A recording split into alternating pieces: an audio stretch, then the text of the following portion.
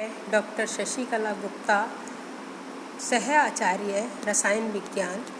हम आज स्टार्ट कर देंगे बीएससी पार्ट 2 के लिए paper 3 thermodynamics. Thermodynamics basically mathematical science है जिसमें लॉ ऑफ एनर्जी कंजर्वेशन की स्टडी की जाती है। एनर्जी यानी काम करने की क्षमता, कार्य करने की क्षमता को हम ऊर्जा कहते हैं। एनर्जी कई फॉर्म में एक्सप्रेस की जाती है। For example heat energy, mechanical energy, radiation energy, electrical energy. ये सभी एनर्जी इंटरचेंजेबल है और हीट में कन्वर्ट की जा सकती है। हम यहाँ बात करते हैं केमिकल थर्मोडाइनेमिक्स की। तो थर्मोडाइनेमिक्स की ये वो लिमिटेड ब्रांच है जिसमें केमिकल सब्सटेंस के फिजिकल चेंज और केमिकल रिएक्शन के रिजल्ट से होने वाले एनर्जी चेंज की स्टडी की जाती है। अब हम डिफरेंट थर्मोडाइनेमिक्स टर्म्स को हम पहले देखेंगे। सबसे पहले हम देखते हैं सिस्टम। यूनिवर्स का ये वो पोर्शन है जो हम अध्ययन के लिए चुनते हैं, उसे हम तंत्र कहते हैं या सिस्टम कहते हैं। फॉर एग्ज़ाम्पल हम एक पिस्टन लगे सिलेंडर की बात करते हैं जिसमें 1 मोल गैस भरी हुई है। इस गैस पर ताप और दाब की हम उसके प्रभाव का अध्ययन करते हैं और उसमें भरी हुई जो गैस है वो हम इसका तंत्र कहते हैं या सिस्टम कहते हैं। सराउंडिंग सिस्टम को छोड़कर यूनिवर्स का जो रिमेनिंग पोर्शन है वो सराउंडिंग कहलाता है। यानी 1 मोल गैस को छोड़कर यूनिवर्स का समस्त पोर्शन जिसमें पिस्टन है, सिलेंडर है, ये सब कहलाते हैं सराउंडिंग। अब हम बात करते हैं बाउंड्री। तो सिस्टम और सराउंडिंग को अलग करने वाली जो सीमा रेखा है वो बाउंड्री कहलाती है। ये बाउंड्री रियल भी हो सकती है और इमेजिनरी भी हो सकती है, रिजिड भी हो सकती है, नॉन रिजिड भी हो सकती है। ये सिस्टम जो है ये 3 तरह के होते हैं: ओपन सिस्टम, क्लोज सिस्टम और आइसोलेटेड सिस्टम। हम पहले बात करते हैं ओपन सिस्टम की। ये सिस्टम की बाउंड्री से मैटर गुजर सकता है, यानी सिस्टम से मैटर निकल भी सकता है और सिस्टम में मैटर जुड़ भी सकता है। यानी ऐसे सिस्टम को हम ओपन सिस्टम कहते हैं। ऐसे सिस्टम का अपने सराउंडिंग से एनर्जी और मैटर दोनों का एक्सचेंज होता है, हम ओपन सिस्टम कहते हैं। क्लोज सिस्टम ऐसा सिस्टम जिसमें बाउंड्री से मैटर नहीं निकल सकता है। ऐसी कंडीशन में ना तो सिस्टम से मैटर बाहर जा सकता है और ना ही सिस्टम के अंदर जा सकता है, हम उसको क्लोज सिस्टम कहते हैं। ऐसे सिस्टम में हम एनर्जी सराउंडिंग से एक्सचेंज कर सकते हैं लेकिन मैटर का एक्सचेंज नहीं होता है। थर्ड है आइसोलेटेड सिस्टम। ऐसे सिस्टम जो बाउंड्री से ना तो एनर्जी गुजर सकती है और ना ही मैटर, हम उसको आइसोलेटेड सिस्टम कहते हैं। ये अपने सराउंडिंग से ना तो एनर्जी एक्सचेंज होती है और ना ही मैटर का एक्सचेंज हो पाता है। अब हम बात करते हैं कंपोजिशन के आधार पर सिस्टम को 2 भागों में बांटा है। एक है होमोजीनियस सिस्टम और दूसरा है हेट्रोजीनियस सिस्टम।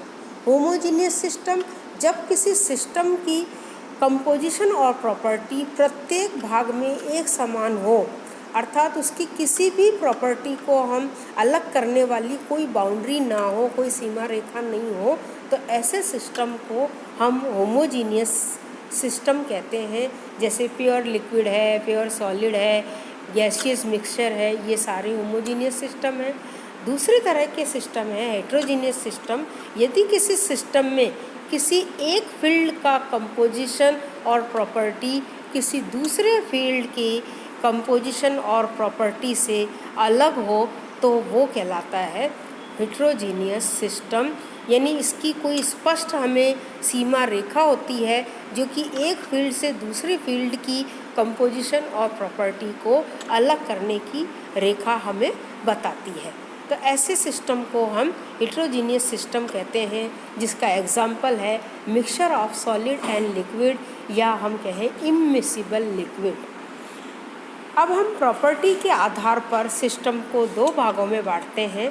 एक है एक्सटेंसिव प्रॉपर्टी और दूसरा है इंटेंसिव प्रॉपर्टी। एक्सटेंसिव प्रॉपर्टी ये वो प्रॉपर्टी है जो सिस्टम में प्रेजेंट सब्सटेंस की अमाउंट पर डिपेंड करती है, जैसे mass, volume, heat capacity, internal energy, entropy, Gibbs free energy. ये ऐसी प्रॉपर्टी है जो सब्सटेंस की अमाउंट में चेंज करने पर चेंज होती है। ऐसी प्रॉपर्टी को हम एक्सटेंसिव प्रॉपर्टी कहते हैं। यदि सिस्टम को हमने एक से अधिक पार्ट में डिवाइड कर दिया है तो सिस्टम की टोटल एक्सटेंसिव प्रॉपर्टी उसके अलग अलग पार्ट की एक्सटेंसिव प्रॉपर्टी के टोटल के बराबर होती है। दूसरी तरह की है इंटेंसिव प्रॉपर्टी। ये वो प्रॉपर्टी है जो सब्सटेंस की नेचर पर डिपेंड करती है, उसकी अमाउंट पर डिपेंड नहीं करती है, जैसे temperature, pressure, concentration, density, dipole moment, viscosity, surface tension, gas constant, specific heat आदि ऐसी प्रॉपर्टीज़ है जो सब्सटेंस की अमाउंट पर डिपेंड नहीं करती है वरन उनकी नेचर पर डिपेंड करती है। ये सभी इंटेंसिव प्रॉपर्टीज़ कहलाती है। अब हम बात करते हैं थर्मोडायनेमिक प्रोसेस की। तो सबसे पहले हम देखते हैं आइसोथर्मल प्रोसेस। ये वो प्रोसेस है जो कि कांस्टेंट टेम्परेचर पर किए जाते हैं, यानी थ्रू आउट प्रोसेस उसका टेम्परेचर कांस्टेंट रहता है। हीट चेंज होता है लेकिन इसका टेम्परेचर चेंज नहीं हो सकता है। इस तरह के प्रोसेस आइसोथर्मल प्रोसेस कहलाते हैं। दूसरा है एडियाबैटिक प्रोसेस, यानी थ्रू आउट प्रोसेस इसकी हीट कांस्टेंट रहती है, हीट में चेंज नहीं होती है, यानी सिस्टम से सराउंडिंग या सराउंडिंग से सिस्टम में हीट का कोई एक्सचेंज नहीं होता है लेकिन टेम्परेचर एक्सचेंज हो सकता है, तो ये कहलाते हैं एडियाबैटिक प्रोसेस। अब हम बात करते हैं आइसोबारिक प्रोसेस। ये आइसोबारिक प्रोसेस ये वो प्रोसेस है जिसमें प्रेशर कांस्टेंट रहता है सिस्टम से सराउंडिंग में और सराउंडिंग से सिस्टम में कोई प्रेशर का एक्सचेंज नहीं होता है, उसका through out process pressure constant रहता है।